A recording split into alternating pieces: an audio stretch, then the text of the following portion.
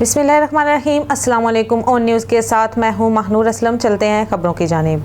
पिंडी से खबर शामिल करते हैं। मलिक नदीम की रिपोर्ट के मुताबिक वज़ीर आज़म मोहम्मद शहबाज शरीफ ने अपनी खुद मुख्तारी, इलाकाई सालमियत और कौमी तरक्की की हिफाजत में पाकिस्तान को इनकी मुस्तकिल हमायत के लिए क़यादत, हुकूमत और चीन के अवाम के लिए गहरी तारीफ़ का इजहार किया।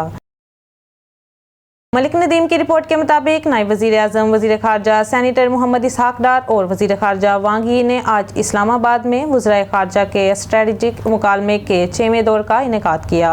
मुकालमे के दौरान दोनों फ़रीक़ों ने पाकिस्तान चीन के ताल्लुकात के पूरे पहलुओं का जायज़ा लिया और अहम इलाकाई और आलमी अमूर पर तबादला ख्याल किया।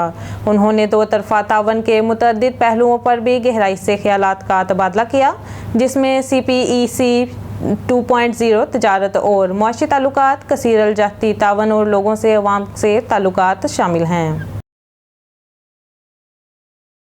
मलिक नदीम की रिपोर्ट के मुताबिक चीन के वज़ीर ख़ारजा HE मिस्टर वांग यी ने दीगर वादों में से भी chief of army staff field marshal Syed Asim Munir NEM Islamabad में HJ से भी मुलाकात की।